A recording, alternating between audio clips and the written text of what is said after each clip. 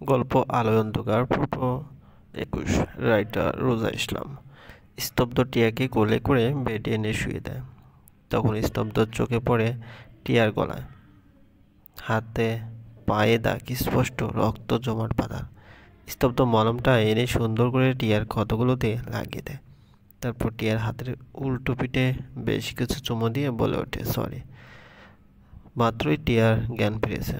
টিয়া বসে আছে বেডে, নিজের ঘাড়ে এক হাত চেপে রেখে, যেখানটায় স্তব্ধ মলম লাগিয়ে দিয়েছিল কিছুক্ষণ আগের ব্যাপারটা এখনও টিয়া বুঝতে পারছে না বলেই চলল। দরজায় তাকালো টিয়া।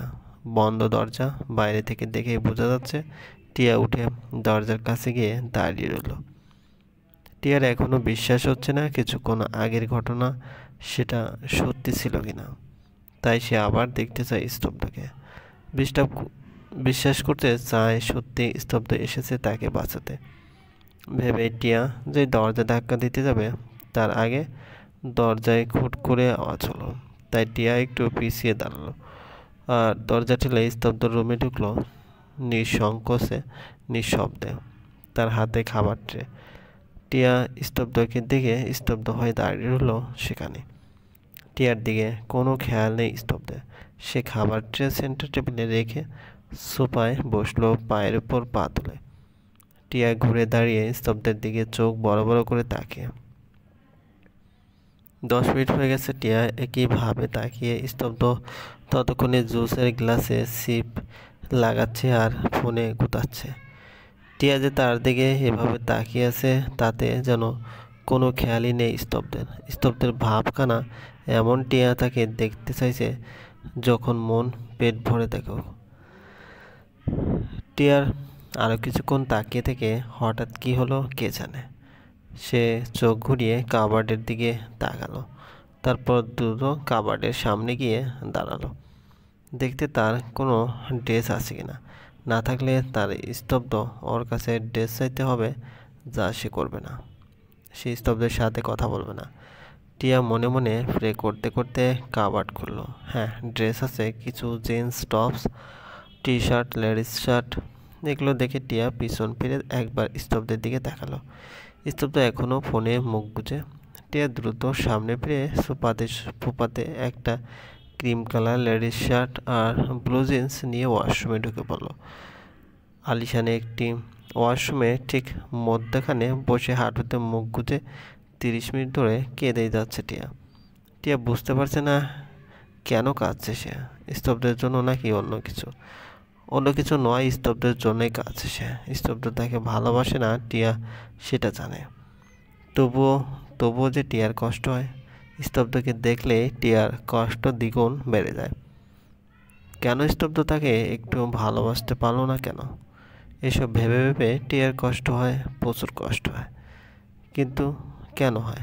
টিয়া তো জানে স্তব্ধ তাকে ভালোবাসে না, ভালোবাসতে পারবে না। তাকে স্তব্ধ পছন্দ করে না। যাকে পছন্দ তাকেই তো স্তব্ধ বিয়ে করে নিয়েছে।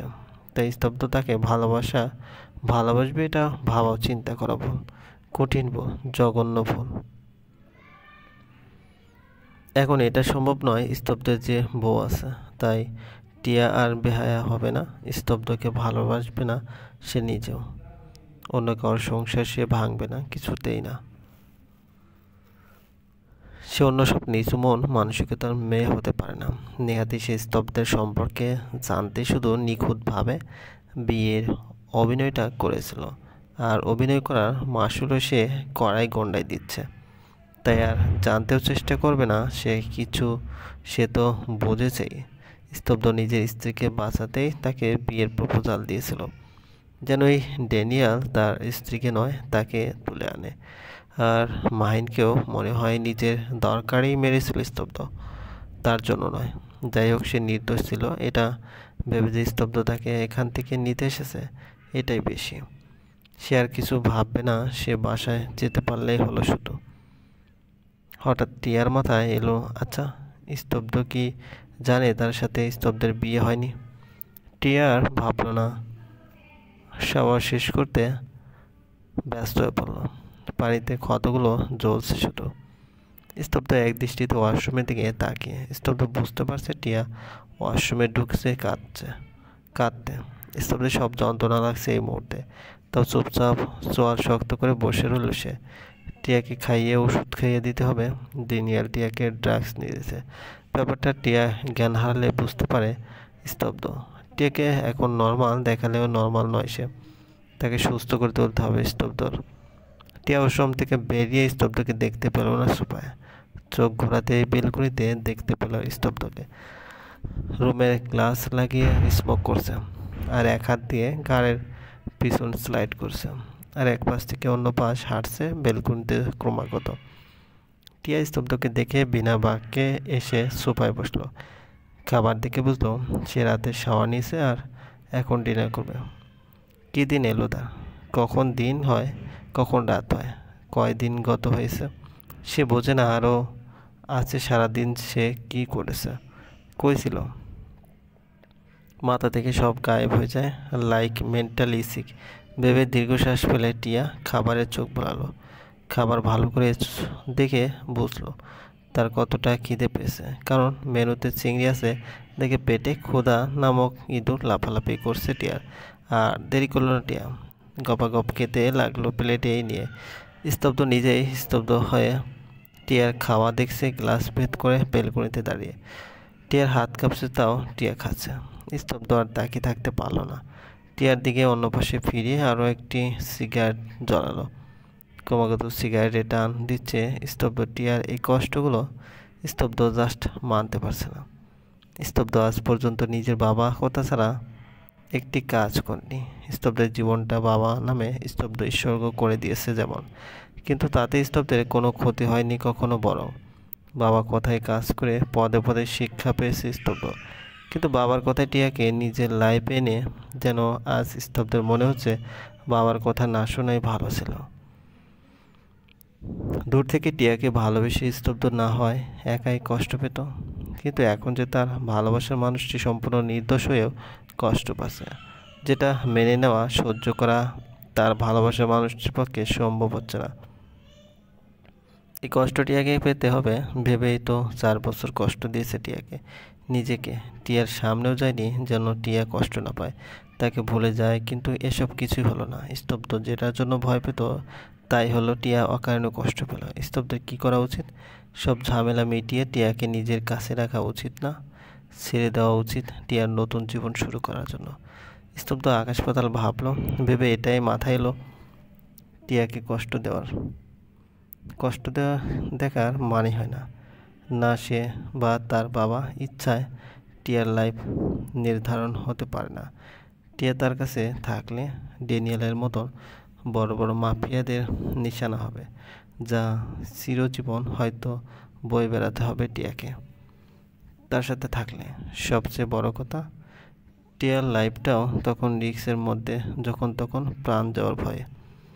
আর ভাবতে পারলো না স্তব্ধ, না টিয়াকে নতুন জীবনের দিকেই ঠেলে দেবে নিজের কাছে রেখে কষ্ট দেবে না, অসম্ভব।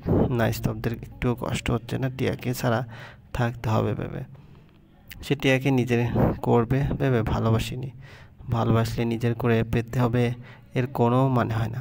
দূর থেকে আরও গাঢ়ভাবে ভালোবাসা যায়, যেভাবে সে 4টি বছর দূর থেকে টিয়াকে ভালোবেসেছে সেভাবে টিয়াকে ভালোবেসে যাবে। টিয়া ভালো থাকবে, তাই স্তব্ধের সব থেকে বড় পাওয়া আর কিছুই চায় না। স্তব্ধ এবার ঘুরে টিয়ার দিকে তাকালো, খাচ্ছে এখনও। মেয়েটা যেন কতদিন শান্তিতে খায়নি। স্তব্ধ ভেবে নিল সে টিয়ার একটা ভুলও ভাঙবে না। ভুল বুঝুক টিয়া, ওকে খারাপ ভাবুক, ঘৃণা করুক, ভুলে যাক ওকে, এটাই টিয়ার জন্য সব থেকে ভালো ভেবে লাস্ট একটা টান দিল সিগারেট। স্তব্ধ তার শেষ অংশটা ঢিল দিয়ে ছুঁড়ে ফেলে দিল হাওয়ায়। গ্লাস খুলে ভিতরে গিয়ে টিয়ার সামনের মেডিসিন রাখলো খুলে। টিয়ার খাওয়া মাত্রই শেষ হয়েছে। সে মেডিসিন দেখে নাম মুখ কুঁচকে বলল, তারপর ভয়ে ভয়ে একবার মাথা তুলে স্তব্ধের দিকে তাকাতেই দেখলো চোখ রাঙিয়ে তাকিয়ে স্তব্ধ তার দিকে। টিয়া আর 1 সেকেন্ড দেরি করলো না, দ্রুত পানি দিয়ে মেডিসিন খেয়ে নিল। স্তব্ধ টিয়া মেডিসিন হাতে নিয়েছে দেখে চলে যায় রুম থেকে। স্তব্ধ আর থাকবে না টিয়ার সামনে বেশি। সে যা ঠিক করার ঠিক করে নিয়েছে, আর এটাই টিয়ার জন্য ভালো হবে। টিয়া স্তব্ধে যাওয়ার দিকে তাকিয়ে রইল, চোখ দিয়ে বৃষ্টি ঝরছে। স্তব্ধ রুম থেকে বেরোতে টনি ওর সামনে এসে দাঁড়ালো, কিন্তু স্তব্ধ দাঁড়ালো না। স্তব্ধ গট গট করে হেঁটে নিচে নামছে। টনিও উপায় না পেয়ে ছুটে যাচ্ছে স্তব্ধের কাছ পিছু আর বলছে, স্যার, এক্সকিউজ মি স্যার। উত্তর দিচ্ছে না স্তব্ধ। টনি আবার বলল, sir, it's Kaira. Okay Rising গ্লোবালের লোক শিকাগোর এয়ারপোর্ট থেকে তুলে নিয়ে গেছে। হুট করে দাঁড়িয়ে পড়ে স্তব্ধ শুধু এটুকুই জিজ্ঞেস করে টনির দিকে তাকিয়ে শান্ত গলায়, বাঁচানোর কি কোনো ওয়ে আছে? টনি মাথা নিচু করে ভনিতা না করে বলে ওঠে, মিস টিয়াকে রাইজিংয়ের হাতে তুলে দেয়। আর বলতে পারে না টিয়া নেই। স্তব্ধ গাড়ি নিয়ে বেরিয়ে যায় সেখান থেকে। টনি মাথা তুলে তাকায় স্তব্ধের যাওয়ার দিকে। এই কথাটা সে বলতো না, কিন্তু স্তব্ধ তো কথা পেঁচানো পছন্দ করে না, তাই সে বলে দিয়েছে। কিন্তু স্তব্ধ গেল কোথায়? টনি পিছু নিতে পারল না, কারণ টিয়া একা, যদিও গার্ডের অভাব নেই এই বিশাল বাড়িটিতে। তবে কাউকে এই মুহূর্তে ট্রাস্ট করা যায় না। এই মাফিয়া বিজনেসম্যান এর জগতে সবাই টাকার দাস।